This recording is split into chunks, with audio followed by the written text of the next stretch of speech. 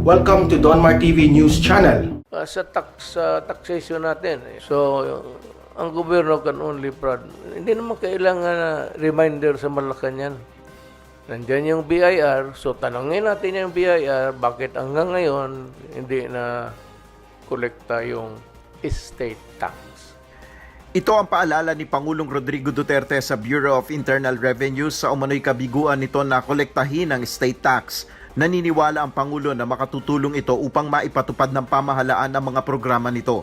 Tinalakay ng Pangulo ang issue sa estate tax habang ipinapaliwanag ang mga kadahilanan kung bakit tutol siya na suspindihin ang isabong sa kanyang Talk to the People kagabi. Ang pahayag na ito ng Pangulo ay sa gitna ng isyu ngayon ng paniningil sa 203 billion pesos estate tax ng pamilya Marcos. Paliwanag ni Acting Presidential Spokesperson Martin Andanar, ang pahayag na ito ni Pangulong Duterte ay pawang pagpapaalala lamang sa mandato ng BIR. The President only reminded the BIR rules to act on its mandate, and that is to collect taxes.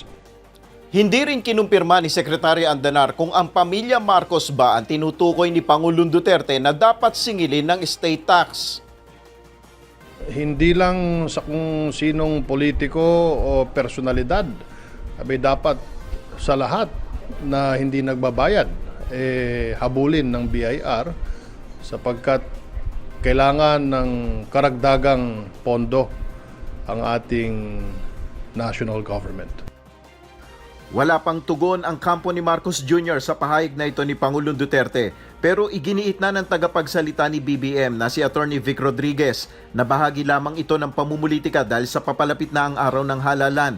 Dagdag pa nito, sinabi ni Rodriguez na hindi pa final and executory ang estate tax case ng pamilya Marcos. Kumakalat dito sa Facebook, sa Twitter daw. Eto, may nagbigay sa akin ng kopya, may Pulse Asia daw. Mali, SWS to, hindi ito yung legit. May lumabas na fake survey. Eto, lumabas ba naman? Kumakalat dito sa Facebook ngayon eh. Oh, first choice, presidential preference by location, di umano. March 10 to 15, 2022, Philippines. Ayan. Bumagsak daw si Bongbong. Nakaka-lurky. 38 ang Bongbong. 24 ang Lenny. 15 ang Isko. Okay, so 30 versus 24. So sabi ko, sabi ko, ba't naunahan ako ng mga ito? Ba't naunahan ng mga ito? Sabi ko, wait, parang may mali. So, inukal-kal ko. Guys, paano ko maniniwala rin sa survey na to yung March 10 to 15? Tingnan nyo lang, first page pa lang guys, may giveaway na. Ba't may giveaway? Zoom in natin guys. Saan yung pangalan ng mga kandidato? Bongbong Marcos, Lenny Robredo, Isko Moreno, Manny Pacman Pacquiao, Lacson Ping, Mangondato Faisal. Yung pinakadulo. Dito, pagkabot ko nalaman na fake. Kasi yung pangalan po nung isang kandidato, Ernesto Gonzales. Mga bakla, Norberto yon, hindi Ernesto. Ano ba? Kung i-invento kayo ng fake na graphic, itama nyo man lang yung pangalan ng kandidato. Tama ba naman na Ernesto Gonzales? Norberto yon. Yo, homies! It's Norberto, not Ernesto. Ganon. Ano ba? Hindi naman Ayun nakalagay. Ernesto Gonzales. Mga bakla, Norberto yun. Paano kung hindi makikilala si Norberto? Parang tatay yun. Parang lolo na mabait dun sa SMNI debate. Norberto yun. Ano ba? Ba't ganon? Meron pa naman paandar oh. Mga bakla, mali. Dinaya na. In fairness naman guys, itinama naman nila yung totals. Naglalaro naman sa 100%.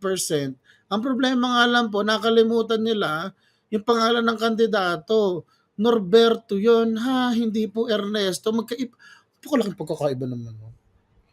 Nag-iimbento na lang, mali pa. Norberto, yun. Ba't ganon? Ano ba mga homies? No, that ain't gonna work. Ganyan! Alright. Hindi bagay sa akin maging konyo. Totoo. Binago na ba nila? Hindi na ba, nagpalit na ba ng pangalan si Norberto? Ernesto na ngayon. Kahapon lang pinalitan. Pinalitan kahapon. Hindi ako na-inform. So, hindi na siya Norberto, Ernesto na. So, after para mga 80,000 years sa balat ng lupa, bigla siya naging Ernesto. Ayun ang PDSP nakalagay. Yung Socialista M. Mga bakla, Ernesto yun. Norberto yun, mga bakla. Ano ba mga homies? Hindi ganyan. Mali yan. Okay, channel ko si Daryl Yap. Mi. Grabe naman kayo, Jahe. Mali po yan. It's Norberto, not Ernesto. Grabe naman, pare. Dude. Norberto, hindi Ernesto. Jahe. What the? Ganoin. Okay, tuloy natin. Deadma. Peki yan. Norberto, hindi Ernesto. Invento na lang kayo ng survey. Mali pa yung title. Huh? Alright, punta na tayo sa seryoso. Kalorky. Kailangan. Magandang umaga po sa inyong lahat. Sabi ko, ako talaga inaasahan ko kay Daryl sabihin, may humihirit sa inyo. Gusto pagjowain kami ni Daryl, pero meron sa inyo nagsiniship kami ni Daryl. Tapos kunwari, hihinga ng panig ng madlang people si Daryl. Daryl, may pag-asa bang maging kayo ni TP? Sasabihin ni Daryl,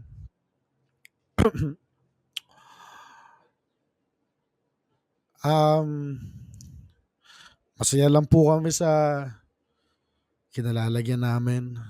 Friends lang po kami. Kasi po, kahit po may edad na kami ng konti, hindi pa rin naman kami, marami pa po kami mga pangarap. So, focus lang po muna kami sa career. Kasi we're just happy where we stand. Friends lang po talaga. Masaya po kami sa kinalalagyan namin. Oo nga po pala, thank you to Channeline Kembular Salon for my hair and makeup. Ganyan! Tigilan niyo ako. Hindi mangyayari yun. Tuloy natin. Pinasa na nileeg mo, Ano ka ba? Alam niyo ba kung ba't ganyan yung leeg ko ngayon? Inspired po ako, inspirational kasi, life-changing. Inspired po kasi ko kay Senator Harry Roque.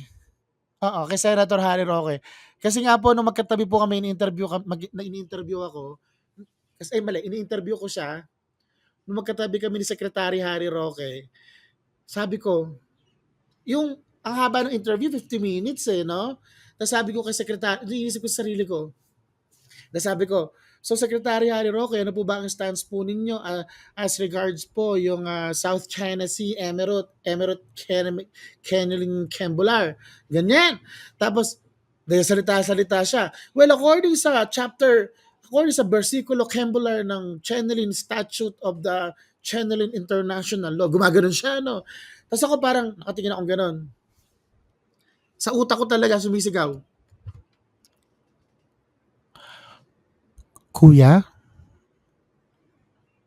Ikaw ba yan? Kuya? Tagal lang itang hinanap, kuya. Mga ganoon. Parang feeling ko nawawala siyang kuya ko. Or worse, balay ninyo, nag-teenage pregnancy si Harry Roque. Malay nyo nagka-teenage pregnancy si Secretary Harry Roque. Tapos ako yung iniwan niya doon sa tambakan. Tapos napulot lang ako ng isang mayamang mag-asawa na walang anak. Tapos nabuhay ako sa isang mundo ng kasinungalingan. Pero sa totoo pala, ang dapat, ibig sa sinabi ko na, magandang umaga po, magandang gabi po, Secretary Harry Roque. Mali, dapat sinabi ko, Itay? Ikaw ba yan?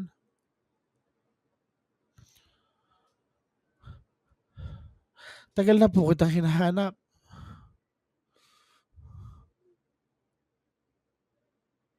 Bakit mo ako pinabayaan, Itay?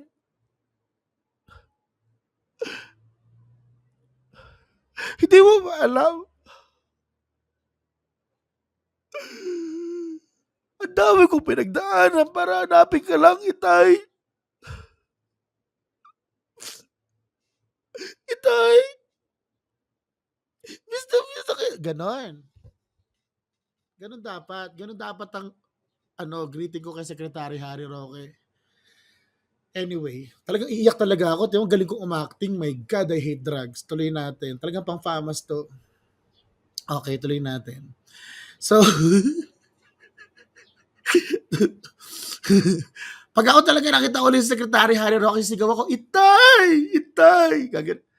Gaganunin ko si Secretary. Pag nakita kami sa personal nun, sisigaw ko yun, Itay! Ganyan. Okay, tuloy natin. So, National Survey of 3,000 likely voters. Ito muna yung sa president. Sagasaan lang natin ang mabilis. Ha? So for president ito, ang latest po, si Bongbong ay 61%. 64 nung January, 63 nung February, 61 nung March. So virtually, no change. But sinabi kong no change because the margin of error is plus minus 2%. So yung ibig sabihin po ng margin of error, yun po yung range kung saan pwedeng ma-shoot yung actual na voter preference ng isang presidential. In the case of the LILO report, ang margin of error po given 3,000 respondents ay plus minus 2%.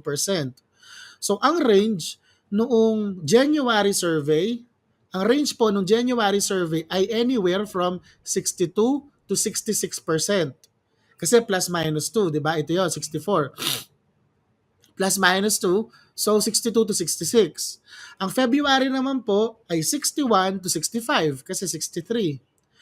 Ang March 22 naman po ay 59 to 63. So in short po, yung January, February at saka March nag-overlap sa 62. Ano ibig sabihin yan, guys? No change. Hindi po nagbago ang eksena ng buhay.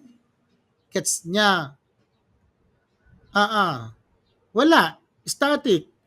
Hindi po sasabihin nyo, 64 noong January, 61 na lang ngayon. Guys, kung plus minus 2% po ang diferensya, ang 64 at saka 61, statistically tied pa rin yan. Dahil po ang upper bound, pag 61 ka ay 63. Kasi plus 2. Ang minus 2 po dito ay 62. Statistically tied pa rin. Wala pong diferensya. Gets nyo? Ay sos. Ano yung paboritong book mo? Sabi ni Bea Chong. Actually, magandang tanong po yan. Ang paborito ko pong book nabasa ko nung first year high school ako eh. Tapos naisip ko po talaga, nung nabasa ko yun, dapat maging talaga akong public service lawyer.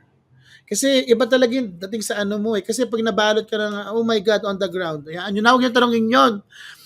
So anyway, yung po sa National Capital Region, ang error margin po ay plus minus 6%. Ayun po sa methodology. So, dito, statistically tied pa din sa NCR. Walang diferensya.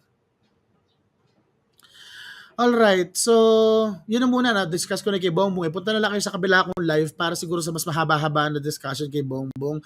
Mas mahalaga po ngayon ay yung kay Inday Sara. Na? Yung kay Inday Sara, tanungin nyo muna ako guys, ano ang paborito kong Pokemon? Tanungin nyo ako, pag nabasa ko na, pag na-flood na yung comment section ko na ano paborito kong Pokemon, sasagutin ko. Alright, voter preference for vice. Itanong nyo lahat sa akin ano paborito kong Pokemon. Dali. Voter preference for vice president.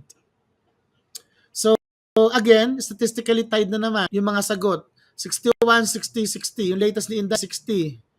Sa Maynila, 54. Actually, kapantay lang din ng January.